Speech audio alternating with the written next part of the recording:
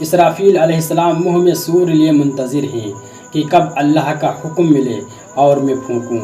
ان کے پھونکتے ہی سارا عالم تاؤ بالا ہو جائے گا۔ مخلوق میں عجیب و غریب قسم کی بے چینی پیدا ہو جائے گی۔ دوبارہ سور پھونکیں گے تو سارا عالم فنا ہو جائے گا۔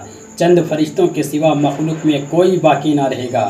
اللہ ملک الموت علیہ السلام سے فرمائے گا کون کون باقی ہے؟ وہ عرض کریں گے جبرائیل، میکائیل، اسرافیل، حاملین عرش اور میں۔ ملک الموت علیہ السلام کو حکم ہوگا ان کی روح بھی قبض کر لو۔ چنانچہ ان سب کی روح بھی قبض کر لی جائے گی۔ اب مخلوق میں ملک الموت کے سوا کوئی باقی نہ رہے گا۔ اللہ تعالیٰ فرمائے گا ملک الموت اب کون باقی ہے؟ عرض کریں گے آپ کے سوا صرف میں ہی باقی ہوں۔ حکم ہوگا ملک الموت میرے سوا سب کو فنا ہونا ہے، لہٰذا تم بھی مر جاؤ۔ چنانچہ جنت و جہنم کے درمیان وہ خود اپنی روح قبض کریں گے اور ایک ایسی چیخ ماریں گے کہ اگر اس وقت مخلوق زندہ ہوتی تو ان کی چیخ و پکار کی شدید آواز سے مر جاتی۔ اس وقت کہیں گے اگر مجھے معلوم ہوتا کہ موت کے وقت اتنی تکلیف ہوتی ہے تو مومنین کی روح قبض کرنے میں اور نرمی کرتا۔ اب اللہ رب العزت کے سوا کوئی بھی باقی نہ رہے گا۔ اس وقت اللہ تعالیٰ فرمائے گا بادشاہ کہاں ہیں؟ شہزادے کدھر گئے؟ ظالم کہاں گئے؟ ان کی اولاد کیا ہوئی؟ وہ لوگ کہاں ہیں جو میرا کھاتے تھے اور میری غیر کی عبادت کرتے تھے؟ آج حکومت کس کی ہے؟ سارا عالم تو فنا ہو چکا، جواب کون دے؟ اس لیے خود فرمائے گا آج حکومت صرف اللہ کی ہے جو اکیلا اور زبردست ہے۔ پھر آسمان سے منی کی مانند پانی برسے گا اور نباتات کی طرح لوگوں کے جسم زمین سے نکلیں گے۔ پھر اسرافیل علیہ السلام کو زندہ کیا جائے گا۔ اسی طرح جبرائیل اور میکائیل علیہ السلام کو زندہ کیا جائے گا۔ اسرافیل علیہ السلام تیسری مرتبہ سور پھونکیں گے جس سے ساری مخلوق زندہ ہو جائے گی۔ سب سے پہلے جناب رسول اللہ صلی اللہ علیہ وسلم زندہ ہوں گے۔ تمام لوگ برہنہ ہوں گے اور ایک عظیم الشان میدان میں جمع ہو جائیں گے۔ اللہ مخلوق کی طرف بالکل توجہ نہیں فرمائے گا، نہ ان کا فیصلہ فرمائے گا۔ مخلوق روتے روتے تھک جائے گی، آنکھوں میں پانی ختم ہو جائے گا اور پانی کی جگہ خون نکلنے لگے گا اور اتنا پسینہ بہے گا کہ بعض کے منہ تک پہنچ جائے گا۔ اسی دوران حساب شروع کرنے کی سفارش کرانے کے لیے لوگ انبیاء علیہ السلام کے پاس جائیں گے، لیکن سب انکار کر دیں گے۔ سب کے انکار کے بعد آخر میں جناب رسول اللہ صلی اللہ علیہ وسلم کے پاس جائیں گے اور آپ علیہ السلام شفاعت کریں گے۔ اس کے بعد حساب کتاب شروع ہوگا۔ فرشتے سب بندی کر کے کھڑے ہو جائیں گے۔ کہا جائے گا سب کے اعمال صحیفوں میں درج ہیں۔ جو اچھے اعمال لکھے دیکھے وہ اللہ کا شکر ادا کرے اور جس کے صحیفے میں برے اعمال ہوں وہ خود کو ہی ملامت کرے۔ انسان اور جنات کے علاوہ دوسرے جانداروں کو ایک دوسرے کا بدلہ دلوا کر فنا کر دیا جائے گا۔ انسان اور جنات کا حساب شروع ہوگا۔ ظالم سے مظلوم کا بدلہ دلوایا جائے گا۔ وہاں جرمانہ روپیہ پیسہ کا نہیں ہوگا بلکہ ظالم کی نیکیاں مظلوم کو دلوائی جائیں گی۔ نیکیاں ختم ہو جانے پر بھی اگر حق باقی رہے گا تو مظلوم کے گناہ ظالم کے سر تھوپ دیے جائیں گے، یہاں تک کہ بعض بڑی نیکیاں کرنے والوں کے پاس ایک بھی نیکی باقی نہ رہے گی۔ ظالم کو جہنم میں اور مظلوم کو جنت میں بھیج دیا جائے گا۔ اتنا سخت دن ہوگا کہ مقرب فرشتے انبیاء علیہ السلام شہداء کو اپنی نجات کے سلسلے میں تشویش ہوگی۔ عمر، جوانی، مال اور علم ہر ایک کے متعلق سوال کیا جائے گا۔ انسان ایک نیکی کی تلاش میں باپ بیٹے، ماں بیوی وغیرہ کے پاس جائے گا، لیکن افسوس ناکام اور مایوس ہو کر واپس ہوگا۔ حضرت انس رضی اللہ تعالیٰ عنہ کا بیان ہے کہ ایک مرتبہ جبرائیل علیہ السلام رسول اللہ صلی اللہ علیہ وسلم کی خدمت میں اس انداز سے آئے کہ خوف کی وجہ سے چہرے کا رنگ متغیر تھا۔ اس سے پہلے کبھی ایسی حالت میں نہیں آئے تھے۔ رسول اللہ صلی اللہ علیہ وسلم نے فرمایا جبرائیل آج کیا معاملہ ہے؟ تمہارا چہرے کا رنگ کیوں بدلا ہوا ہے؟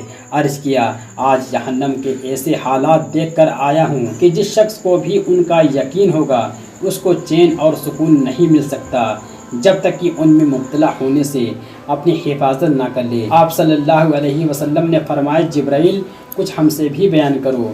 عرض کیا بہت اچھا، اللہ نے جہنم کو پیدا کر کے 1000 سال تک دھونکا تو وہ سرخ ہو گئی، پھر 1000 سال تک دھونکا تو سفید ہو گئی، پھر 1000 سال تک دھونکا تو سیاہ ہو گئی۔ چنانچہ اس وقت جہنم بالکل سیاہ اور تاریک ہے، اس کی لپٹیں اور انگارے کسی وقت خاموش نہیں ہوتے۔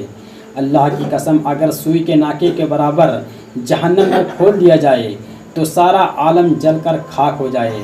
اگر کسی دوزخی کا کپڑا زمین اور آسمان کے درمیان لٹکا دیا جائے تو اس کی بدبو اور سوزش سے سارا عالم موت کے گھاٹ اتر جائے۔ قرآن میں جن سلاسل کا تذکرہ ہے، اگر ان میں سے ایک زنجیر کسی پہاڑ پر رکھ دی جائے تو وہ پگھل کر تخت الشرع تک پہنچ جائے۔ اگر مشرق میں کسی شخص کو جہنم کا عذاب دیا جائے تو اس کی سوزش سے مغرب میں رہنے والے لوگ تڑپنے لگیں۔ اس کی سوزش بہت سخت، اس کی گہرائی بے انتہا، اس کا زیور لوہا اور اس کا پانی کھولتا ہوا پیپ ہے۔ اس کے کپڑے آگ کے ہیں، اس کے 7 دروازے ہیں، ہر دروازوں سے جانے والے مرد عورت مطمئن ہیں۔ رسول اللہ صلی اللہ علیہ وسلم نے دریافت فرمایا، وہ ہمارے مکانوں جیسے دروازے ہیں؟ عرض کیا، نہیں، بلکہ وہ اوپر نیچے اور کھلے ہوئے ہیں۔ دروازوں کے درمیان کی مسافت 70 سال ہے، ہر دروازہ دوسرے سے 70 گنا زیادہ گرم ہے۔ اللہ کے دشمن ہانکا کر ان دروازوں کی جانب لے جائے جائیں گے۔ جب دروازہ تک پہنچ جائیں گے تو وہاں ان کا استقبال توق اور زنجیروں سے کیا جائے گا، منہ میں زنجیر داخل کر کے دبر سے نکالی جائے گی، اسی طرح ہاتھ پیروں کو باندھ دیا جائے گا، ہر ایک کے ساتھ ان کا شیطان بھی ہوگا۔ منہ کے بل گھسیٹ کر لوہے کے ہتھوڑوں سے مارتے ہوئے فرشتے ان کو جہنم میں دھکیل دیں گے۔ وہاں سے جب بھی تکلیف کی وجہ سے نکلنے کا ارادہ کریں گے اسی میں واپس دھکیل دیے جائیں گے۔ رسول اللہ صلی اللہ علیہ وسلم نے دریافت فرمایا، ان دروازوں میں کون لوگ رہیں گے؟ عرض کیا، سب سے نیچے کے دروازے میں منافقین اور اصحاب مائدہ اور فرعون والے رہیں گے، اس درجے کا نام حاویہ ہے۔ دوسرے درجے میں جس کا نام جہیم ہے مشرکین، اور تیسرے درجے سقر میں سابعین، چوتھے درجے میں ابلیس اور اس کے متبعین رہیں گے، اس کا نام لزی ہے۔ پانچویں دروازے حطمہ میں یہود اور چھٹے دروازے میں نصارہ رہیں گے، اس کا نام سعیر ہے۔ اس کے بعد جبرائیل علیہ السلام خاموش ہو گئے۔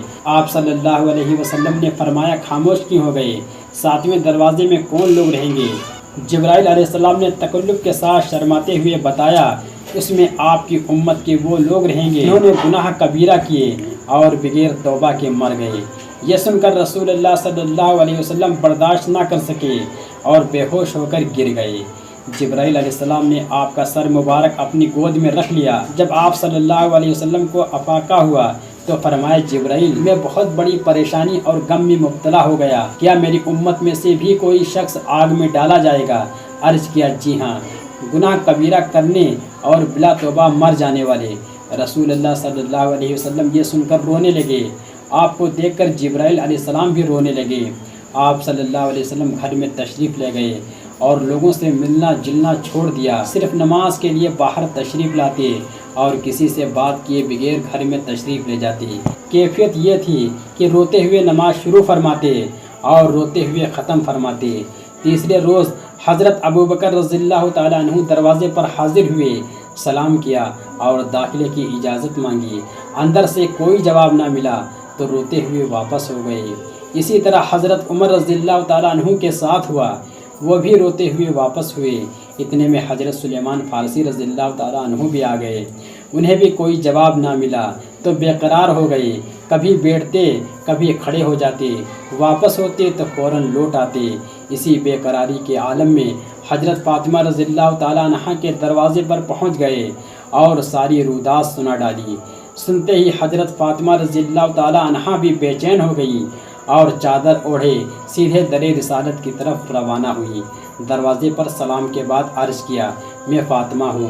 اس وقت رسول اللہ صلی اللہ علیہ وسلم سجدے میں پڑے اپنی امت کے لیے رو رہے تھے۔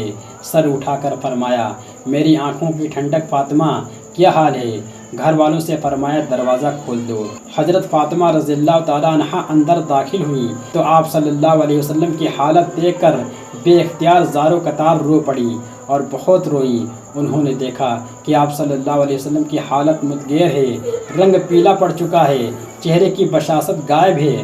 عرض کیا یا رسول اللہ صلی اللہ علیہ وسلم آپ کو کیا پریشانی ہے اور آپ کو کس بات کے غم نے اتنا ستایا ہے جو آپ کا یہ حال ہو گیا؟ ارشاد فرمایا فاطمہ میرے پاس جبرائیل آئے تھے، انہوں نے مجھے جہنم کے حالات بتائے اور بتایا کہ سب سے اوپر کے طبقے میں میری امت کے گناہگار کبیرہ کرنے والے لوگ ہوں گے۔ اس غم میں میری یہ کیفیت کر دی۔ عرض کیا یا رسول اللہ صلی اللہ علیہ وسلم کس طرح ان کو داخل کیا جائے گا؟ فرمایا فرشتے ان کو جہنم کی طرف کھینچ کر لے جائیں گے، لیکن ان کے چہرے سیاہ نہیں ہوں گے، آنکھیں نیلی نہیں ہوں گی، نہ منہ پر مہر لگی ہوگی، نہ ان کے ساتھ ان کا شیطان ہوگا، انہیں توق اور زنجیروں سے بھی جکڑا نہیں جائے گا۔ فاطمہ رضی اللہ تعالیٰ عنہ نے عرض کیا یا رسول اللہ فرشتے کس طرح کھینچیں گے؟ فرمایا مردوں کی داڑھی پکڑ کر اور عورتوں کی چوٹی پکڑ کر، مرد عورت جوان بوڑھے اپنی بے عزتی اور رسوائی پر چیخ پکار کریں گے۔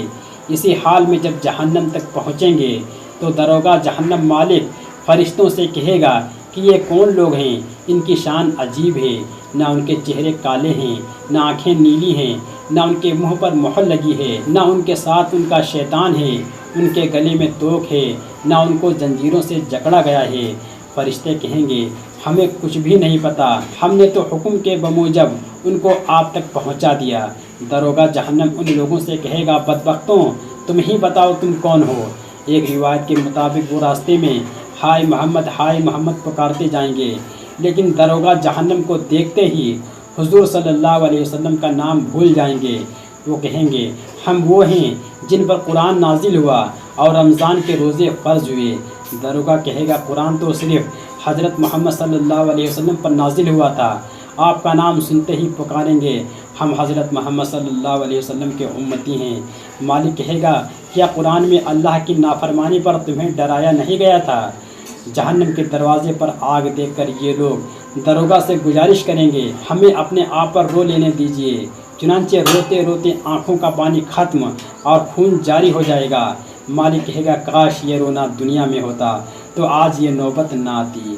داروغہ کے حکم سے ان کو جہنم میں پھینک دیا جائے گا۔ سب کے سب بیک آواز سے پکاریں گے لا الہ الا اللہ۔ یہ سن کر آگ لوٹ جائے گی۔ مالک کے معلوم کرنے پر کہیں گے میں ان کو کیوں کر پکڑوں جبکہ ان کی زبانوں پر کلمہ توحید ہے۔ چند مرتبہ ایسا ہی ہوگا، پھر مالک کہے گا اللہ کا یہی حکم ہے، تب ان کو آگ پکڑے گی، کسی کے قدموں تک، کسی کو گھٹنوں تک، کسی کو کوکھ تک اور کسی کو گلے تک۔ جب آگ چہرے کی طرح آئے گی تو داروغہ جہنم کہے گا ان کے چہروں اور دلوں کو نہ جلانا، کیونکہ انہوں نے دنیا میں نمازیں سجدے کیے اور رمضان میں روزے رکھے۔ جب تک اللہ کی مرضی ہوگی اپنے گناہوں کی سزا میں یہ لوگ جہنم میں پڑے رہیں گے اور بار بار اللہ کو پکارتے رہیں گے۔ آخر ایک دن اللہ رب العزت جبرائیل علیہ السلام سے فرمائیں گے امت محمدیہ کی تو خبر لو ان کا کیا حال ہے۔ وہ دوڑے ہوئے داروغہ جہنم کے پاس پہنچیں گے۔ وہ جہنم کے وسط میں آگ کے منبر پر تشریف فرما ہوں گے۔ جبرائیل علیہ السلام کو دیکھتے ہی استقبال کے لیے کھڑے ہو جائیں گے، آنے کا سبب دریافت کریں گے۔ جبرائیل علیہ السلام کہیں گے امت محمدیہ صلی اللہ علیہ وسلم کے حال کی تفتیش کے لیے آیا ہوں، ان کا کیا حال ہے؟ وہ جواب دیں گے بہت برا حال ہے، تنگ جگہ میں پڑے ہیں، آگ نے ان کے جسم جلا ڈالے، ان کا گوشت کھا گئی، صرف چہرہ اور دل باقی ہے جن میں ایمان چمک رہا ہے۔ جبرائیل علیہ السلام فرما دیں گے ذرا مجھے بھی دکھاؤ۔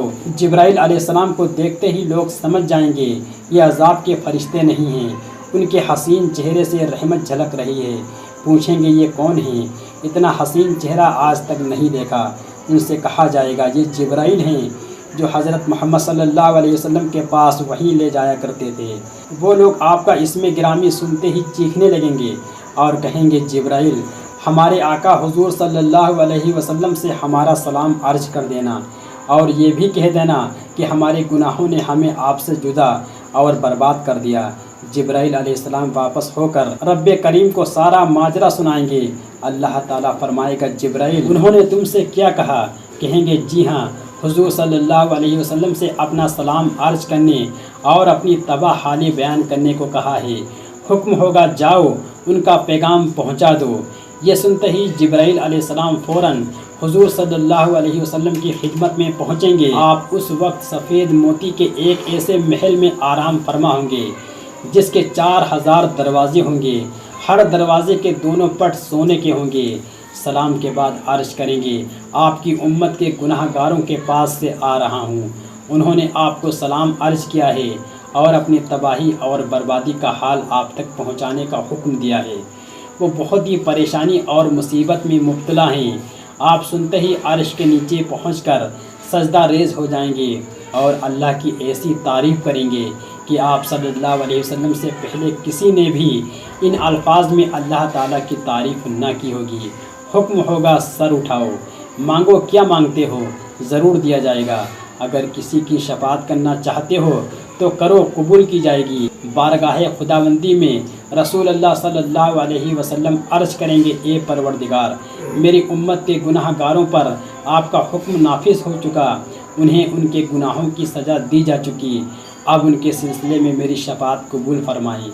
حکم ہوگا، ہم نے آپ کی شفاعت قبول فرمائی، آپ خود تشریف لے جائیے اور جہنم سے ہر اس شخص کو نکال لیجیے جس نے لا الہ الا اللہ پڑھا ہو۔